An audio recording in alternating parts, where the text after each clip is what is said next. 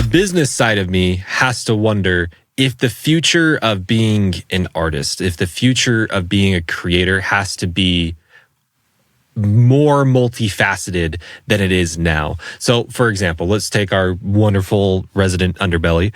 You know, you are a creator, you are an artist, you make songs, you know, and you are also a brand. You suck at producing. You have your own sense of humor, your own voice. You're not just this one-dimensional artist. You have a world. You have so much depth. And so I have a theory that is going to be one of the surefire ways that you can prepare for this kind of future, is that you have this whole world that's associated with your art. It's not just music. It's an idea. It's a not theology. I guess it could be a theology. Are we starting cults here, Tim? Sure. Why not? Why not? We got time. We got an hour. Let's go. And so, but do you see what I'm saying? Like, I think one of the ways to combat this onset of whatever the future technology holds is to create a multifaceted, artistic, I hate to say brand, but like ideology. Does that make sense? Oh yeah, 100%. I mean, I take AI aside, I think that's already been the case for at least the past 10, 20 years. I mean, I think there's a few people who are lucky, like, I don't know, Burial or somebody like that, who doesn't have to show his face, doesn't have to put any dumb Instagram reels up.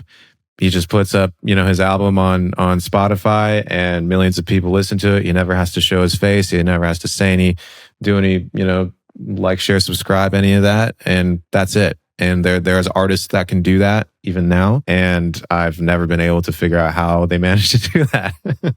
I don't know what it took, you know, if they just got really lucky, if they just had some crazy team behind them. I think that is the exception to the rule. I think for most artists, you have to do more than just make a song. You have to make a music video. You have to make reels. You have to make tutorials. You have to make sample packs, all these other, you know, revenue streams, attention streams, I guess, to getting heard. You know, I mean, like, making the song is like maybe 30% of the battle. Like, the rest of it is content, is doing reels. It's doing TikTok.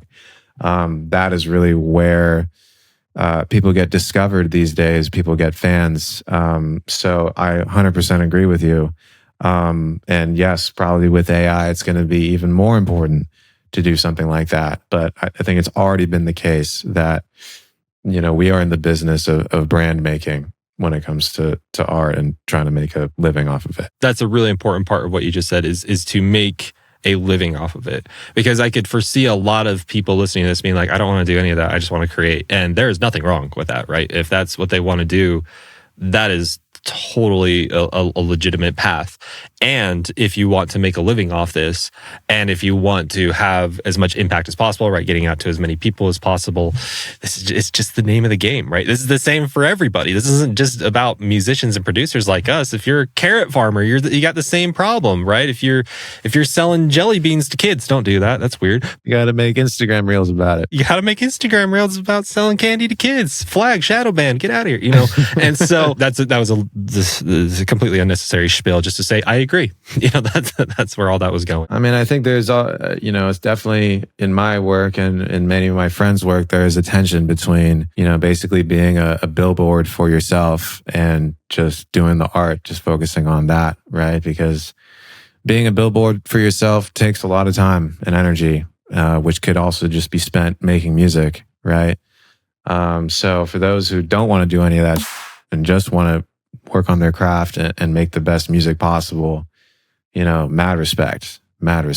You know, for me, I want to get heard. That is important to me for whatever ego-driven, I don't know, reason. I want to do that. But at the same time, I don't want to just make like Mr. Beast clickbait content. You know what I'm saying? Even though that is what's the incentive, right? Especially being a YouTuber and all that. You know, one sort of tension I've had in my career is sort of being this funny YouTube tutorial guy, but also wanting to be taken seriously as an artist and sort of push that forward. And that's sort of what I'm trying to do lately with my new song, my music video, doing a little less on the silly YouTube tutorial, but still doing that, of course, because I'm a silly guy. Yeah, just like trying to steer more towards an artist career rather than a content creator career. Which, by the way, Get Too Close. That's the most recent song that you released, right? Such a good song. My 2-year-old was dancing to it today. That's such it's such a good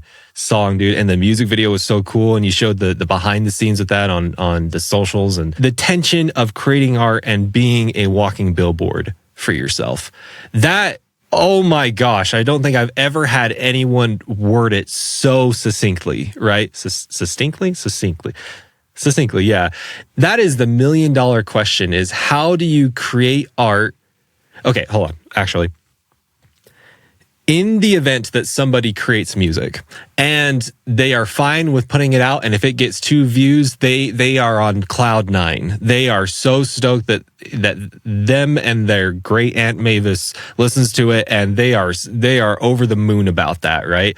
That is a special kind of person. That is not who I am. It sounds like that's not who you are, or most of the people listening to this. And so in the event they want to share it, then they have to wander into the realm of becoming their own billboard, right? Not only just to get people to listen to it, but for financial reasons, so on and so forth. Maybe it's an ego thing that you're saying. Maybe it's just a connection thing, right? Maybe it's just that, a community thing, whatever. We could talk endlessly about the reasons why, but it feels like you have done that in a really great way, because it looks like the way that you become a walking billboard, you really enjoy. I mean, it looks like you enjoy doing, you suck at producing and all that kind of stuff. Is that a fair statement to say? I do enjoy it. I mean, it's definitely a grind sometimes. I mean, I listened to a bit of your Behind the DAW episode where you're talking about coming back and talking about how much of a grind it is to make videos and shoot them and reshoot them and write them and edit them. Yeah, it's a grind for sure.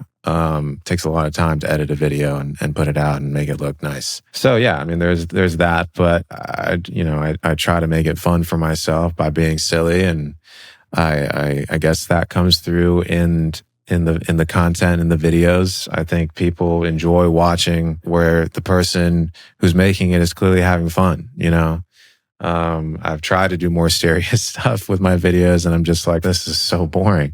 It's boring to make. It's boring to watch. A lot of people just take way too seriously. I mean, we're not curing cancer here.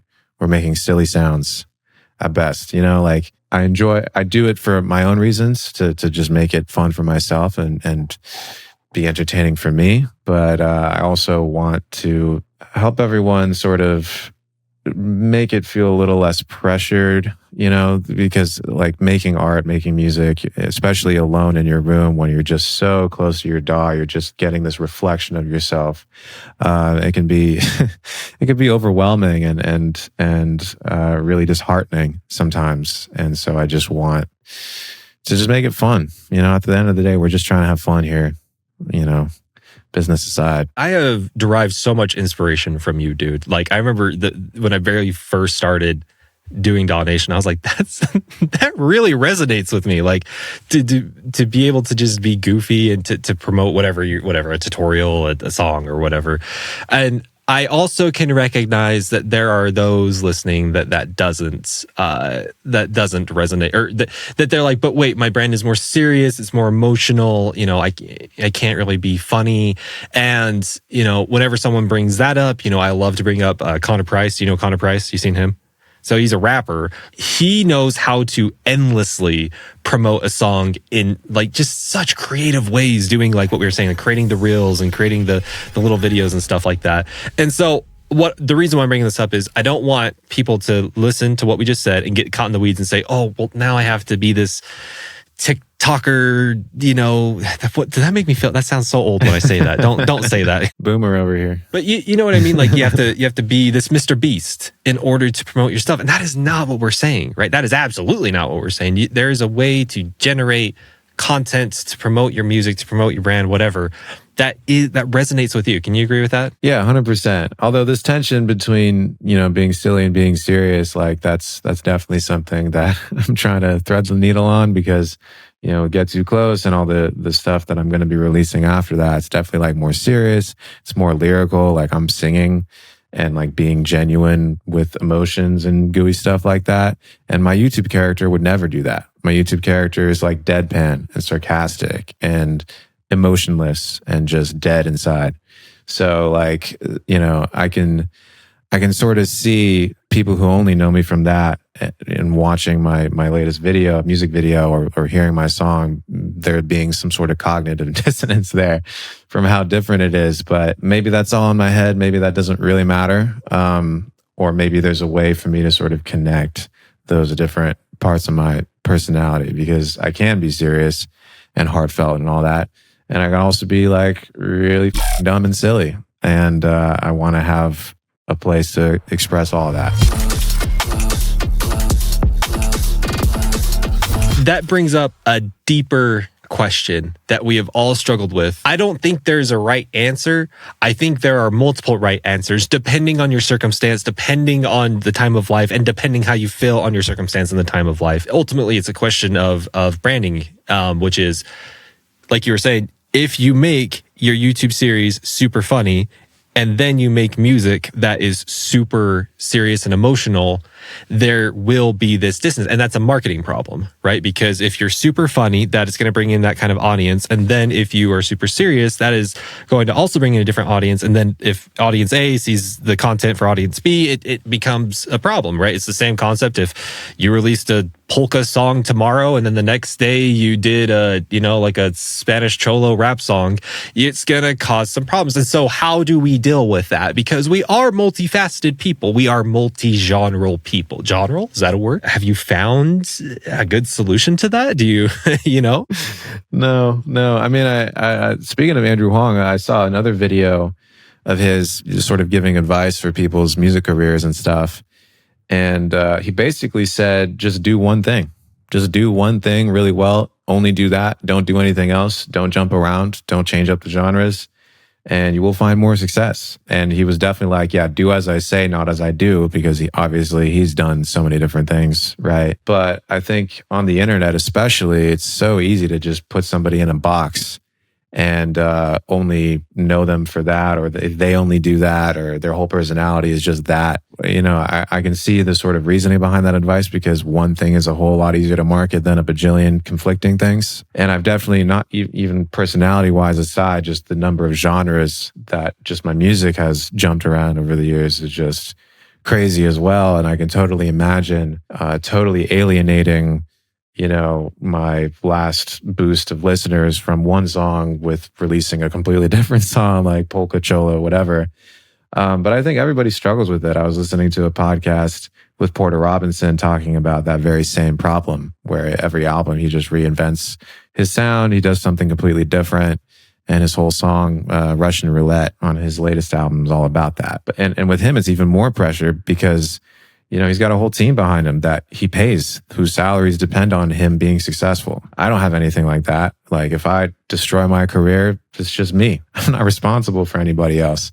So in that sense, I'm a little bit more free to do whatever I want. Finding that balance between, expressing all these different facets and while still maintaining some sort of consistency, it's tough, man. I'm still figuring that out. The business side of me says that you're right. As a general rule of thumb, doubling down on one thing, niching down, as we've come to know it, is a very good idea. It's a good idea. It is absolutely a good idea. And I would even say in the beginning, it is essential, like to kind of set your foundation. This is what I'm about.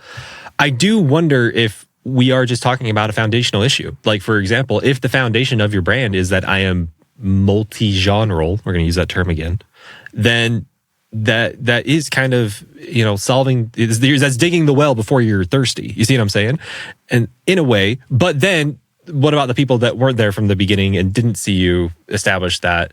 There's still going to be people coming in and be like, oh, dude, Underbelly is a crazy Midwest rapper. And you're like, what the hell? I did one song like that? What are you talking about? And then they come in and you're like, wait, what is this wubby-dubby stuff? And so that doesn't even fully answer that question. Yeah, sorry. I play my own devil's advocate, and I play my devil's advocate's advocate sometimes. And you can see how this kind of just spirals into. I mean, you could drive yourself crazy trying to people please and worrying about your image so much. But it definitely matters for sure. And, part of the reason why I did, do a music video for the latest song is is to show I'm an artist and not just, you're not just going to see me in front of an Ableton screen. I definitely want to push that more. I want to be known for that more. And I'm going to be doing more sort of music videos and more lyrical stuff to sort of further that. And if it hits, it hits. And if it doesn't, whatever. I can always go back to making silly YouTube content. You've been doing YouTube for a long time. You're crushing it with the reels. Obviously, you have an established brand, thousands and thousands and thousands of followers. What are some really great ways that you have found to be your own billboard, right? This could be as simple as, oh, when you upload a reel, do this as well, or check out this type of content. This is where I get ideas. It could, however you want to take that, but I think that'd be very useful for people to hear. I mean, big reason why I leaned into the you suck at producing stuff, especially early on, is just it took off organically way more than my music ever did. So I think that just rule number one, just be open to other possibilities, right? Like just, you shouldn't have to like compromise your art too hard, but if something is working, explore it. Even if I never planned to be a funny YouTube tutorial guy. I just saw a funny video called "You Suck at Photoshop" on YouTube in like 2013. And I was like, I just want to do that for producing. That would be funny, I think. And here we are. So, be open to those kinds of experiences, exploring, realms that you never maybe planned on initially. Beyond that, I mean, yeah, there's definitely like certain artists and creators that I look towards for inspiration. Like with the real stuff, Dank Sauce is another Ableton Instagram reel maker, and his tricks are insane. His editing is great. Jabot is another great one. Like they put in, you can tell they put in so much work for this like little minute of information, and it's just so tight. It's so engaging. I shudder to think how much work is happening behind the scenes on some of those reels, right? So like that is very inspiring. You can sort of, if you watch enough of these, you can kind of put your finger on the pulse a little bit about what works, what doesn't. And I know it's cringe, but like saying top 5 anything is going to do a lot better than just saying the thing. And there's certain thumbnails that work, having your face in the thumbnail. I mean, Mr. Beast probably has like PDFs of this for how to go super viral. And especially if there's like a new piece of gear, like Serum 2 just dropped, making content for that because people are searching for that is not a bad idea. Also, I see a lot of people doing streams and then editing down their streams into either short form content or just like quick tutorials. I see Eliminate and Bushu doing that a lot. And that's a great way of just sort of extending the shelf life of content. So yeah, there's all sorts of things like that I've picked up over the years to help something pop off. But at the end of the day, it's a gamble every time. You never know how well something's going to do. You could put an insane amount of work into a video and it just fizzles and dies on the algorithm, right? I would just say don't get discouraged with that. Something's going to pop off. It's just going to take time. Do you have any advice to not be discouraged? Because so one thing that Nick Sherwink mentioned in his episode, right, is it's the letting go of the ego, realizing that you are not your art. You are just the person that facilitated the art being created. That sounds amazing, and I have no idea how to do that. I'll post a reel and it doesn't do as well as I thought it would, and it's like there's still like a deep knife in the heart. Yeah, when you figure that out, hit me up, bro. Essentially, we are sort of being programmed to measure our self-worth in likes. You know what I'm saying? I had Facebook when I was in like 6th grade, but like I didn't have Instagram. I didn't have TikTok. Like I wasn't just like straight brain rotted from birth. You know what I'm saying? Like honestly, oftentimes I just like post a reel and I just delete Instagram from my phone. Like I would just drive myself crazy checking that. So, I think there is a sort of, stoicism or detachment that one needs to practice with all of this, and just sort of reminding yourself that your self-worth can't be measured in likes or reposts or whatever. But it's an endless struggle, but both in the positive, like thinking that something pops off, right? means that it was objectively better than all your other work. It's very tempting to sort of see what does well and only do that and just sort of be captured by your audience in a way. And I guess I've sort of experienced that lightly with the tutorials and focusing on that as opposed to music. But I think there's a balance to be struck between what you want to do with your project, what you want to express, and what does well. And it's just an endless struggle. It's a hard pill to swallow when you realize, like, one of the things that you just said was, you can see, based on the algorithms, based on how people react, we can see which type of content works objectively better. That has value. That absolutely has value to acknowledge that, to see that, to understand why that happens. And I think we can both agree that it's not the end of the road. It's not the end of the race. It's not the full fulfillment, because one could just open an OnlyFans account right now and get a whole bunch of traffic, and yet it still wouldn't probably fulfill the creative side of you. Speak for yourself, bro. You haven't seen my OnlyFans yet, my dude. There is this tension, coming back to the tension of what we're talking about, of creating and being the billboard. Because the billboard, the metric for the billboard is how many people are liking it, how many people are reacting to it, how many people are sharing it, how much does it blow up. Yeah, I guess sometimes we just get caught, we get lost in the weeds of just putting so much value on the billboard and not putting enough value on the creation. Totally. I mean, I know we've been kind of on Mr. Beast here and there, and I love on him, but in a way, I admire him because it's almost the pure expression of the billboard, right? He doesn't care about anything else. The only thing he cares about is the most views, the most engagement, the widest possible appeal. And it's in a way, it's kind of beautiful. In another way, it's a bit gross because there is no art, really. It's not really about expression. It's just pure entertainment, pure engagement. And I guess for me, I'm always treating this stuff, like even the tutorials, as a means to an end to get people to care about my music. So I can't fully let go of that part of it. In a way, I sort of admire him and am also disgusted by him or people like that they can just put all that aside and just focus purely on the widest appeal, the most, engagement, just like clickbait to the core. But for me, yeah, there still needs to be that sort of funnel towards the art somehow. DAW Nation, listen very closely. This is not the end to this content. This was a teeny tiny little snippet from our full episode. You can check out the full episode in the link in the description. And when you go to the free episode, you can get a free pack over there. So go check it out right now. Why are you still here? Get out of here. Go check it out. We'll see you over there.